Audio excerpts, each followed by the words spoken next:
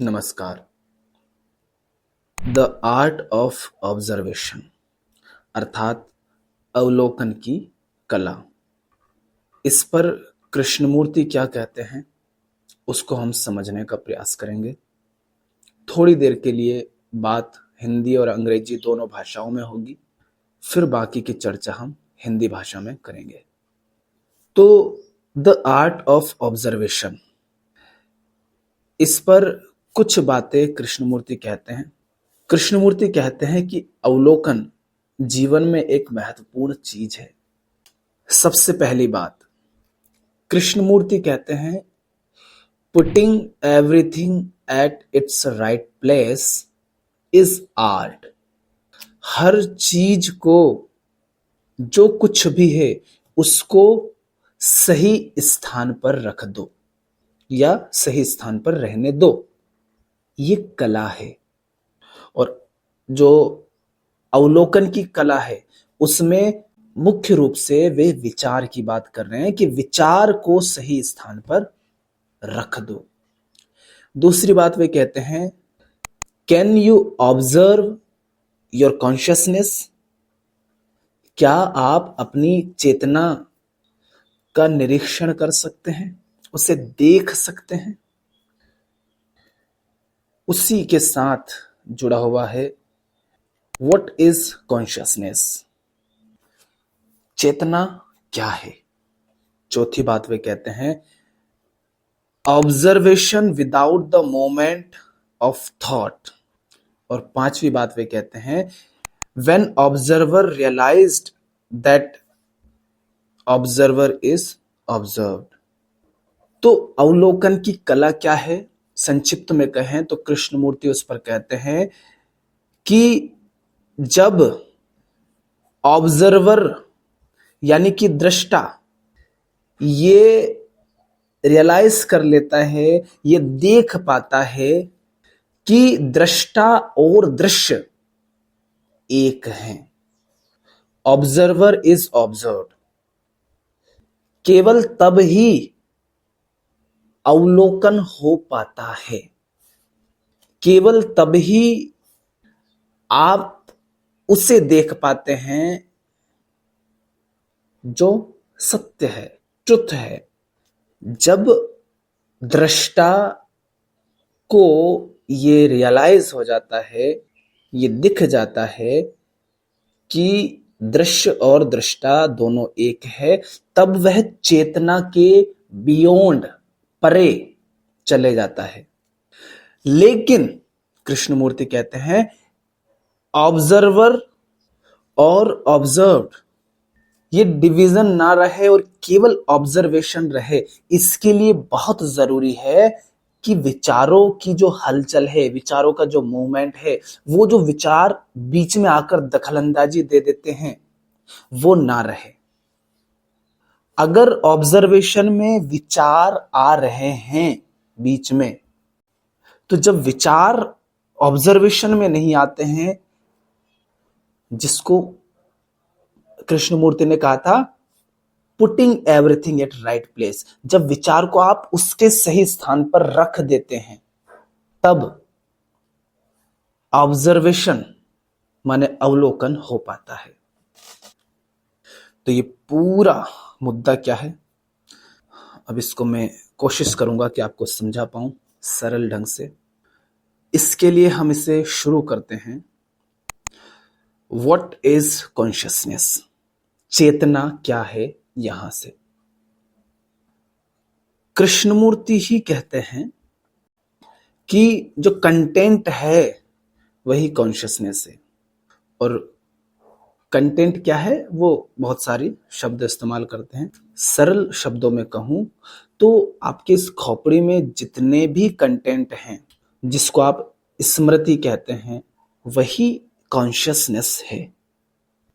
कृष्णमूर्ति कह रहे हैं क्या आप अपनी दैनिक जिंदगी में उस चेतना को देख सकते हैं, यानी कि उस चेतना को काम करते हुए क्या आप देख सकते हैं। देसी भाषा में अगर आपको कहूं तो इसको ऐसे देखो, आप बाजार से गुजर रहे हैं, चलो ये आवाज आ रही थी, अभी कोई आवाज आ रही थी, लेकिन तुरंत मेरे मस्तिष्क में एक छवि आ गई। किसकी? एक छवि आई उभर करके, उस आवाज को कानों ने सुना, कानों ने आवाज सुनी और सूचना मस्तिष्क तक पहुंची। मस्तिष्क में जो भी प्रक्रिया हुई उसके परिणाम स्वरूप मस्तिष्क में एक छवि उभर करके आई, ये ये एक ध्वनि उभर करके आई। क्योंकि मुझे अभी कुछ दिख नहीं रहा है, कहीं से आवाज आ रही है, वो आवाज कानों के माध्यम से मस्तिष्क तक पहुंची। तो वो जो आवाज है, ध्वनि, वो सर्च की मस्तिष्क में, तो उस ध्वनि के साथ एक छवि जुड़ी है, जिस और उस छवि के साथ एक नाम जुड़ा है, उसको कहते हैं कुत्ता। ये चेतना की एक्टिविटी है, ये चेतना की क्रिया प्रतिक्रिया है। अब जैसे ही ध्वनि ये जो बाहर से आई ना, ये ध्वनि क्या है? ये दृश्य है। दृश्य मतलब सिर्फ आंखों से दिख रहा है उसी को नहीं कहते हैं। दृश्य माने वो सब कुछ जो किसी भी इंद्रिय के अनुभव में आ रहा है। तो कानों से जो सुनाई दिया वो दृश्य है। वो दृश्य भीतर जाकर भीतर मैच हुआ, माने भीतर उस चीज का मिलान हुआ किसी भीतरी चीज से, और पता चला कि हाँ, इस तरह की चीज भीतर है, पहले से इस तरह की ध्वनि है। तो वो ध्वनि भीतर की बाहर की ध्वनि से मेल खाती है। तो भीतर जो ध्वनि है उसके साथ एक नाम, एक छवि उभर करके आता है, और उसे मैं अपनी कल्पना में देख पाता हूं, छवि को, और शब्द को मुंह से बोलता हूं। तो वो जो नाम और छवि उभर कर आई, वो विचार के रूप में उभर करके आती है। कृष्ण मूर्ति कहते हैं कि अपने व्यवहार में, अपने संबंधों में, अपनी दैनिक जिंदगी में क्या चेतना की इस गतिविधि को आप देख सकते हैं? और क्या इसके बियॉन्ड जा सकते हैं, इसके परे जा सकते हैं? तो चेतना माने क्या? चेतना माने वो जो नाम, वो जो छवि उभर करके आई ना, इस ध्वनि की के प्रति एक प्रतिक्रिया स्वरूप। जैसे ध्वनि माने मान लो एक पत्थर, और पत्थर हम तालाब में फेंकते हैं, तो पत्थर है ध्वनि, ठीक। अब तालाब से पानी उछलता है, तो वो क्या हुई? प्रतिक्रिया हुई। तो ये जो तालाब में पानी भरा है ना, ये चेतना है। तो आपके मस्तिष्क में जो कुछ भी भरा हुआ है, नाम, रूप, छवियां, चाहे सुख के अनुभव, दुख के अनुभव, जिनको आपने नाम दे रखा है सुख दुख का, पाप पुण्य, आपका घर परिवार, रिश्ते, जाति, धर्म, देश, किसी ने आपको गाली दी होगी, किसी से आपको ईर्ष्या होगी, किसी के प्रति बदले की भावना होगी, आपके उद्देश्य, आपकी मान्यताएं, आपकी परंपराएं, जो कुछ भी आपके मस्तिष्क में है, वही सब चेतना है, ठीक। आप अगर मुझे सुन रहे हैं, और आज से पहले भी अगर आपने मुझे सुना है, तो शायद ये आवाज आपकी चेतना में जमा हो गई होगी। मेरी आवाज आपकी चेतना का हिस्सा बन गई। मुझे जितना सुना, जितना पढ़ा, उस आधार पर मुझको लेकर के आपने कुछ मान्यताएं, कुछ छवियां बना ली होंगी, वो आपकी चेतना का हिस्सा हो गई। और कृष्ण मूर्ति कहते हैं कि जब तक उस चेतना के भीतर भीतर ही तुम जी रहे हो, तब तक धोखे खाओगे, तब तक भटकोगे, दुख पाओगे, और सत्य से अनभिज्ञ रहोगे। इसीलिए वे अगला प्रश्न करते हैं, can you observe your consciousness? क्या आप अपनी चेतना का अवलोकन कर सकते हैं, निरीक्षण कर सकते हैं? क्या आप उसको देख सकते हैं? उदाहरण के लिए, आप बाजार से गुजरे, भारत में रहते हैं आप, एक व्यक्ति सामने से आ रहा है, उसकी दाढ़ी थोड़ी बड़ी हुई है और उसके सर पर टोपी है, सफेद जाली जैसी। उसकी दाढ़ी, उसकी टोपी को देख करके ही क्या उस व्यक्ति के प्रति आपका व्यवहार नहीं बदल गया? चलो थोड़े आगे बढ़ते हैं। एक व्यक्ति दिखा जिसने तिलक लगाया है, क्या ये तिलक देखते ही उसके बारे में कुछ बातें आपने मान नहीं ली। चलो, आप अपने आप को पंडित जी कहते हो, आप सबको आशीर्वाद दे रहे हैं, उनके सिर पर हाथ रख रहे हैं। 4-5 लोगों के सिर पर हाथ रखा, तो 5वें व्यक्ति को आपने बुलाया, ए इधर आ, और आपने उससे पूछा तेरी जात क्या है, और उसने कहा शूद्र हूं, और पंडित जी तिलमिला गए, पाप हो गया पाप हो गया कर रहे हैं। समझ रहे हैं आप? ये जो पंडित जी की प्रतिक्रिया है, ये जो किसी के तिलक को देख करके आपकी प्रतिक्रिया आ रही है, किसी की टोपी देख करके प्रतिक्रिया आ रही है, किसी के गले में माला देख करके प्रतिक्रिया आ रही है, किसी व्यक्ति के वेशभूषा देख करके जो प्रतिक्रिया आ रही है, किसी की महंगी गाड़ी देख करके उसके बारे में जो मान्यता बना लेते हो, क्या वहां साफ साफ देख पाते हो कि आपके भीतर ये जो प्रतिक्रिया उठ रही है, इसका स्रोत क्या है, इसके पीछे क्या मान्यता बैठी है? क्योंकि हम जो देखते हैं, हम उसको इस तरह नहीं देखते कि ये बस मान्यता है, इसलिए ऐसा मेरे मन में विचार आ रहा है, इस व्यक्ति के बारे में इस तरह की बातें उठ रही है, क्योंकि मेरे भीतर संस्कार है, मान्यता है। हम ये नहीं देखते, हम उस बात को सत्य मानते हैं। इतने दंगे, इतनी हिंसा, इतनी लड़ाई, इतने युद्ध समाज में यूं ही नहीं होते हैं। उसका कारण यही है कि हम व्यक्ति को देखते ही नहीं, हम सिर्फ प्रतिक्रिया करते हैं, और हम नहीं करते हैं, होती है अपने आप से, मगर दुख भोगते हैं आप, क्योंकि आप अपनी चेतना के गुलाम हैं। जो चेतना का कंटेंट है, आप उसके गुलाम हैं, जो कि किसी ने भर दिया है आपके भीतर। चलो, थोड़ी और सूक्ष्मता से इसको समझो। आप देखिएगा, अब यहां पर समझिएगा कि किस तरह से आपके भीतर मान्यताएं बैठी हैं और वो काम करती हैं। उदाहरण के लिए समझ लीजिए, मान लीजिए आप बाजार से गुजर रहे हैं, ठीक? आप स्त्री पुरुष, आदमी औरत, बच्चा बूढ़ा, जो भी हैं, आप बाजार से गुजर रहे हैं। कोई व्यक्ति आता है और आपकी गाड़ी में वो गाड़ी ठोंक देता है। तुरंत आपकी तरफ से एक प्रतिक्रिया होगी, और अभी हमको नहीं पता है क्या प्रतिक्रिया होगी, ठीक? आप गाड़ी पर बैठे हैं, आपका मुंह आगे की तरफ है, पीछे से कोई व्यक्ति आया, आपकी गाड़ी में उसने गाड़ी ठोक दी। अब आप कल्पना कीजिए कि आप तुरंत पीछे मुड़ते हैं। पहली बात, जिसने गाड़ी आप में ठोकी पीछे से, वो एक बच्चा है। अब आप उसके साथ कैसा व्यवहार करेंगे? दूसरी बात, वो बच्चा नहीं, वो कोई औरत है, तो कैसा व्यवहार करेंगे? वो कोई आदमी है, तो आप कैसा व्यवहार करेंगे? वो बूढ़ा आदमी है, तो आप कैसा व्यवहार करेंगे? वो एक अमीर व्यक्ति है, जिसको आप अमीर मानते हैं, तो आप कैसा व्यवहार करेंगे? एक गरीब है, कैसा व्यवहार करेंगे? जिसने गाड़ी ठोकी वो बॉडी बिल्डर की भांति बड़ा हट्टा कट्टा है, अब कितना क्रोध उस पर करेंगे? जिसने गाड़ी ठोकी वो बहुत कमजोर है, तब आप कितनी प्रतिक्रिया करेंगे? क्या प्रतिक्रिया करेंगे? कैसे उसके साथ व्यवहार करेंगे? क्या आप देख रहे हैं? ध्यान से इस बात को देखिए कि हर व्यक्ति के प्रति क्या आपकी एक ही प्रतिक्रिया होगी, या एक ही आपका जवाब होगा, या सबके प्रति अलग अलग होगा? साधारण सी स्थिति है, साधारण सी बात है कि हम हर व्यक्ति के प्रति अलग अलग प्रतिक्रिया करते हैं।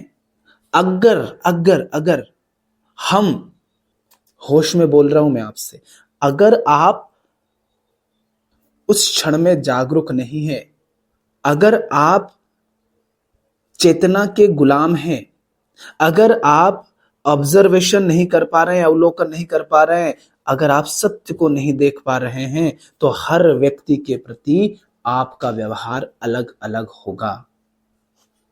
घटना एक ही है, लेकिन अगर व्यक्ति बदल जाए, औरत कहा था हमने, बूढ़ी औरत होगी तो अलग व्यवहार करोगे, जवान औरत होगी तो अलग व्यवहार करोगे, यदि आप पुरुष हैं तो, और यदि आप औरत हैं तो भी। एक आंटी जा रही है पैदल, पुरानी मान्यताओं से भरी हुई, पीछे से एक महिला आती है जवान, स्कूटी चलाती हुई, और मैं इन आंटी जी में गलती से या किसी कारणवश वो टकरा देती है, तो आंटी क्या कहेंगी? ज्यादा संभावना क्या है, ये चली थी स्कूटी चलाने, बड़ी आधुनिक बन रही है, मॉडर्न। चलिए छोड़िए। तो अब आप देखिए कि हर व्यक्ति के प्रति आपकी जो प्रतिक्रिया है वो अलग अलग क्यों है। और यदि आप सचमुच सच्चाई को देख पाएंगे तो चाहे व्यक्ति कोई भी हो, आदमी हो, औरत हो, बच्चा हो, बूढ़ा हो, कोई भी हो, उसके प्रति जो आपका व्यवहार होगा वो एकदम अलग होगा और उस व्यक्ति की कल्पना से बाहर होगा और वो पहले से सोचा विचारा हुआ व्यवहार नहीं होगा। और पहली बात तो ये कि तुरंत कोई प्रतिक्रिया नहीं होगी। पर हम कह रहे हैं कि ये जो हर व्यक्ति के साथ अलग अलग व्यवहार हुआ ना, ये क्या हुआ, यहां पर विचार बीच में आ गया, अतीत बीच में आ गया। भीतर बैठी वो मान्यताएं कि ऐसा व्यक्ति है तो ऐसा व्यवहार करना है, ऐसा है तो ऐसा व्यवहार करना है, वो मान्यताएं भीतर से उठ करके बीच में आ गई। ये है विचार का बीच में आकर के दखलंदाजी देना। और यही विचार जब सत्य को जानने की कोशिश करता है तो वहां भी समस्या खड़ी कर देता है, क्योंकि विचार आ रहा है चेतना से, चेतना है सीमित, चेतना है अतीत, पास्ट। अतीत के अनुसार ही तो आप वर्तमान में प्रतिक्रियाएं करते हैं ना, किसी भी घटना, किसी भी क्रिया के प्रति। तो चेतना है अतीत और उस अतीत से उठ रहे विचार के माध्यम से आप जब वर्तमान का सामना करते हैं तब ये कहलाता है विचार की दखलंदाजी। विचार अपनी सीमा में रहे कोई समस्या नहीं, मगर सामने से एक बिल्कुल नया व्यक्ति आ रहा है, तुमने उसकी टोपी देखकर उसके प्रति क्रोध से भर गए, उसके प्रति हिंसा से भर गए। वो तिलक लगा करके आता है और तुम मन ही मन में उसके प्रति जल रहे हो। ये कौन सी बात हुई? तुम व्यक्ति को देख ही नहीं रहे हो। पता है, जिसने गाड़ी ठोकी आपकी गाड़ी में पीछे से, अगर आप सच्चाई को देख पा रहे हैं वहां पर, अगर सत्य को देख पा रहे हैं, यानी जो है हकीकत, तथ्य, हालांकि तथ्य शब्द सही नहीं होगा, पर जो है उस क्षण में यदि आप उसे साफ साफ देख पा रहे हैं तो आप व्यक्ति को नहीं देखेंगे, घटना को देखेंगे, चल क्या रहा है, पूरी समस्या को समझेंगे। तो observation without the movement of thought, विचारों की दखलंदाजी के बिना अवलोकन का अर्थ है कि जहां विचार आकर के दखलंदाजी दे रहा है उसको समझ लो, देखो, लगातार अपने व्यवहार में, अपने संबंधों में, अपनी दैनिक जिंदगी में, चलते फिरते, उठते बैठते, हर क्रिया में, हर प्रतिक्रिया में, कि किस प्रकार जो क्रिया आ रही है, जो प्रतिक्रिया आ रही है, जो चुनाव आ रहे हैं, जो व्यवहार मेरे माध्यम से हो रहा है, जो कर्म मेरे माध्यम से हो रहे हैं, वो सब अतीत की संस्कारबद्धता से आ रहे हैं, पूर्वाग्रहों से आ रहे हैं, विचारों से आ रहे हैं, मान्यताओं से आ रहे हैं, संस्कार से आ रहे हैं। कृष्णमूर्ति में और आप में अंतर क्या है? कृष्णमूर्ति में और आप में अंतर यह है कि कृष्णमूर्ति अपनी संस्कारबद्धता को देख पा रहे हैं अपनी हर क्रिया प्रतिक्रिया में, और आप अपनी संस्कारबद्धता को नहीं देख पा रहे हैं लेकिन जी रहे हैं उसी के अनुसार। तो आप अपने संस्कारित मन से कुछ भी देखते हैं उसी को सत्य समझ लेते हैं।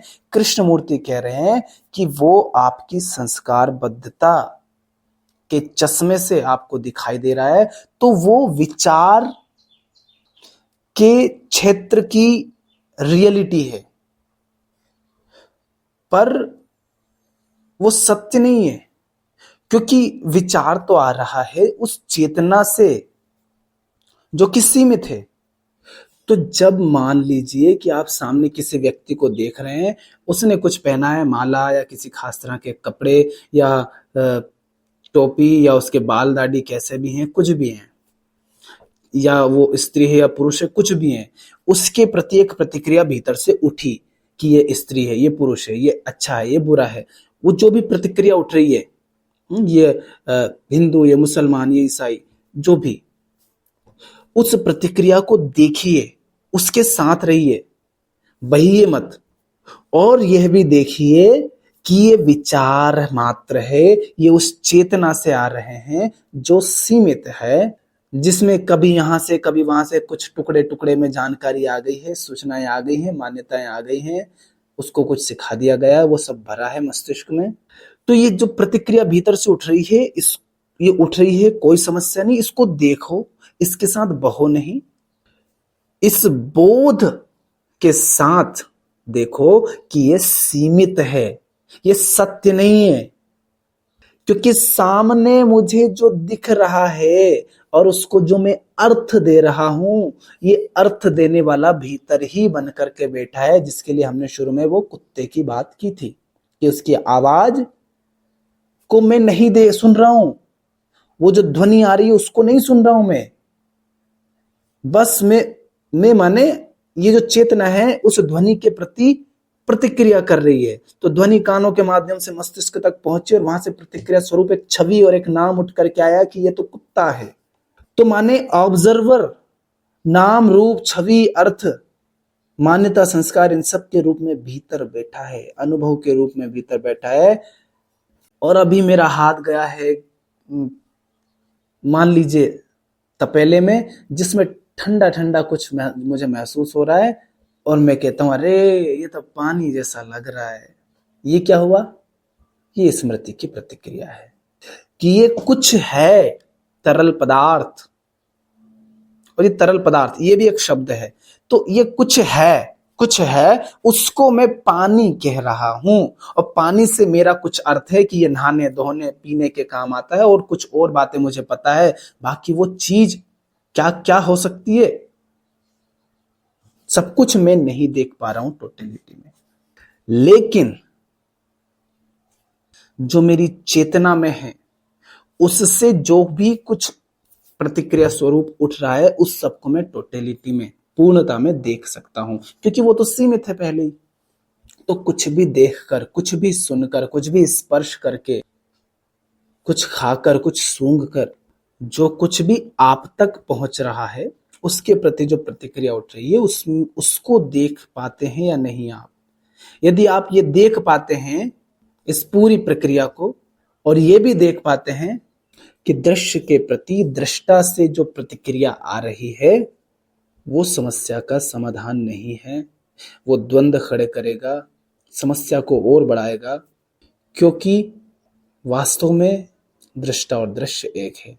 माने सामने जो व्यक्ति आ रहा है, उसको आप जो मान रहे हैं, वो मान्यता भीतर पहले ही बैठी है, बस आप प्रक्षेपित कर रहे हैं। 10 बच्चों को खड़ा कर दो, आप सबके साथ मस्ती करेंगे, लेकिन जैसे ही फिर उनके बारे में आपको पता चलेगा, कौन सा क्या नाम है, क्या जात है, क्या धर्म है, सबके प्रति आपके व्यवहार बदल जाएंगे। ये जो बदलाव आया व्यवहार में, ये चेतना की प्रतिक्रिया है।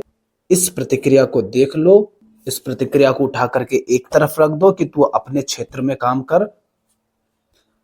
और वो क्षेत्र क्या है कि विचार बस वहीं पर काम करे जहां उसका स्थान है। कहां? मोबाइल चलाने में काम कर तू अपना। तुझे गाड़ी चलाना है, वहां पर तू अपनी जानकारी का उपयोग कर, क्योंकि तेरी जानकारी जो है ना, वो वहां काम आ जाएगी। मशीन चलाने में, कंप्यूटर चलाने में, घर का रास्ता पता करने में, किसी शहर जाना हो तो उसका रास्ता पता करने में, वहां विचार काम आएगा। स्मृति में संचित जानकारी वहां काम आएगी। खाना कैसे बनाना है, सब्जी कैसे बनाना है, इन सब में काम आएगी। क्योंकि एक बच्चे को आप कहोगे चल सब्जी बना, वो नहीं बना पाएगा, उसको नहीं पता ये चीजें क्या है। तेल आपको पता है तेल होता है, उसको नहीं पता क्या होता है तेल। नमक मिर्च मसाला, उसको नहीं पता क्या चीज है ना? तो वो जानकारी आपके काम आती है। लेकिन अवलोकन के लिए, जो है देखने के लिए, विचार की आवश्यकता नहीं है। सामने क्या चल रहा है उसे सीधे देखिए। कभी आपने ऐसी चीज देखी जो साफ साफ नहीं दिख रही है, फिर आप थोड़ा पास जाते हैं, ऐसा हुआ आपके साथ? तो क्या होता है, जब साफ साफ नहीं दिख रही थी, कोई नाम नहीं दे पा रहे थे, बस आप सोच रहे थे क्या चीज है क्या चीज है, और जैसे ही निकट गए और पता चला अरे ये तो ये चीज है, और तुरंत आपकी स्मृति से नाम उसका उभर करके आ जाता है। हुआ क्या? आंखों ने कुछ देखा, वो बहुत तेजी से भीतर जाती है। भीतर वो सर्च होता है, जैसे मोबाइल में आप किसी गाने को सर्च करते हैं, किसी फाइल को सर्च करते हैं, जैसे यूट्यूब पर आप कोई वीडियो सर्च करते हैं। अब अगर वैसा कोई गाना, वीडियो है, कोई फाइल है तो आ जाएगी। ऐसे ही वो जो दिखा बाहर कोई भी मान लो चीज, उसकी छवि भीतर चली जाती है। ध्वनि सुनिए तो ध्वनि भीतर चली जाती है, नाम सुना तो नाम भीतर चला जाता है, और वहां पर खोजबीन चालू हो जाती है। वो चीज वहां होती है तो उसके साथ जो भी जानकारी जुड़ी है, नाम, छवि, मान्यताएं, संस्कार, पूर्वाग्रह, वो सब उभर करके आ जाते हैं। और फिर उसके आधार पर आप क्रियाएं, प्रतिक्रियाएं करने लग जाते हैं। उसी का परिणाम दुनिया भर में हो रही मूर्खताएं हैं, क्योंकि इंसान नहीं समझता कि उसके कर्म, उसकी क्रिया प्रतिक्रिया कहां से आ रही है। लेकिन कल्पना करो, स्मृति में वो चीज कहीं आपको खोजने से नहीं मिली। अब आप क्या करेंगे? अब आप उस चीज के निकट जाएंगे, उसको जांचेंगे, परखेंगे, देखेंगे क्या चीज है। बड़े ध्यान से आप उसको देखेंगे, आगे से, पीछे से, ऊपर से, नीचे से, अलट पलट करके। अगर उसमें भीतर कुछ है तो उसमें घुस करके देखेंगे, देखेंगे ना, तब आप ध्यान से उसको देखेंगे।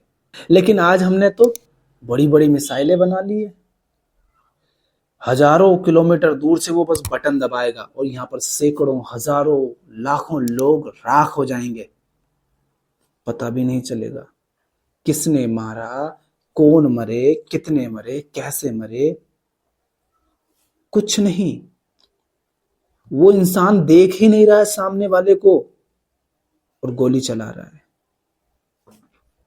समझता है वो बहादुर है। मगर यही तो हम मूर्खता कर रहे हैं, हम देख ही नहीं रहे हैं। कृष्णमूर्ति यही तो समझा रहे थे, जिसको तुम मार रहे हो देख लो। कितने युद्ध हो रहे थे उनके समय पर, आज भी चल रहे हैं। वो यही कह रहे थे, भाई जिसे मार रहे हो उसको जो मान करके तुम मार रहे हो ना, वो सिर्फ तुम्हारा प्रक्षेपण है। जो तुम्हें दिखाई दे रहा है वो पहले ही तुम्हारे भीतर मान्यता, संस्कार बन करके बैठा हुआ है। मगर हम मूर्ख हैं, हम नहीं देखते ये सब। अगर आप ये नहीं देख पाएंगे तो आप इस चेतना की दीवारों के भीतर ही घूमते रहेंगे, कभी सच्चाई जान ही नहीं पाएंगे। इस चेतना की सीमा को जब ऑब्जर्वर, माने आप ही, चेतना ही जब चेतना की सीमा को देख लेती है तो चेतना में जो कंटेंट है उसको आप उसके सही स्थान पर रख देते हैं। सही स्थान पर रखने का अर्थ है कि भोजन को मुंह में ही जाने दो, आंख नाक कान में मत डालो।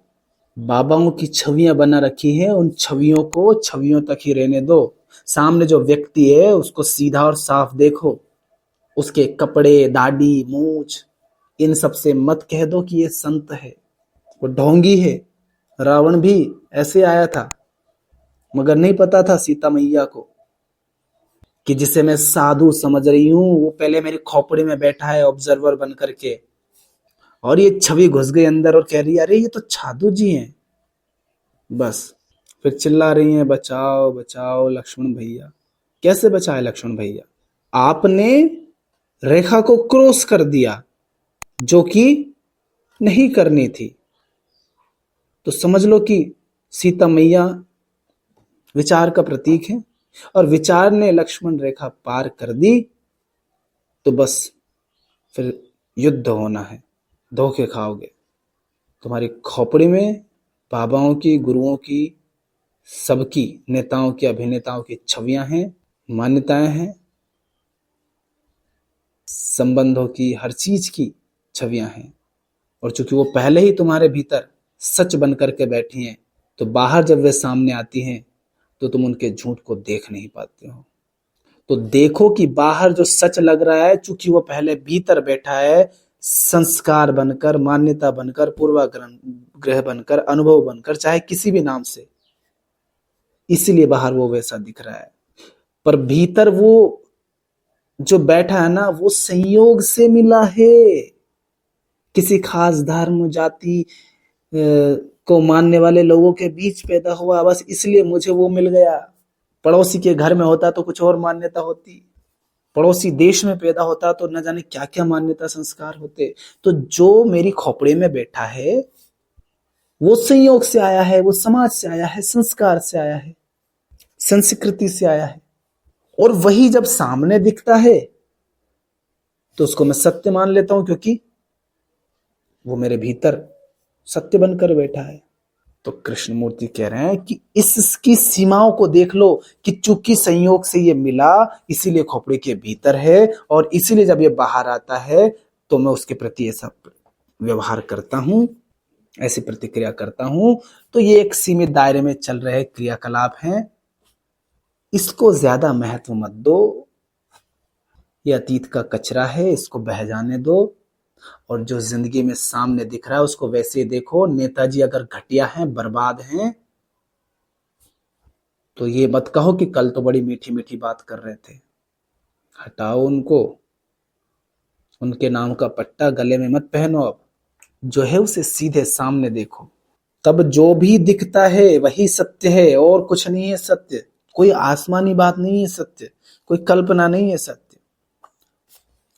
हाँ, ऐसा नहीं है कि सिर्फ नरक ही दिखता है, फिर जो तुम देख पाते हो वही सौंदर्य है, वही सत्य है, वही सब कुछ है। अपनी दैनिक जिंदगी में बस ये देख लो किस प्रकार संस्कारबद्धता काम कर रही है, पूरी ईमानदारी से। यदि सचमुच आप देख पाते हैं, माने ऑब्जर्व कर पाते हैं, तो आप अपने आप उसके बियॉन्ड चले जाएंगे, उसके बियॉन्ड चले जाते हैं। मगर उसके बियॉन्ड जाना है, इस उद्देश्य से ऑब्जर्वेशन नहीं करिए। ऑब्जर्वेशन इसलिए करिए क्योंकि जिंदगी हमारी दुख में बीत रही है, भय में बीत रही है, भ्रम में जी रहे हैं, धोखे खा रहे हैं। क्यों खा रहे हैं? क्योंकि सच्चाई नहीं देख पा रहे हैं। इसलिए साफ साफ देखो, इसलिए नहीं कि सच्चाई देख पाएंगे तो न जाने कौन सा लोक खुल जाएगा, नहीं।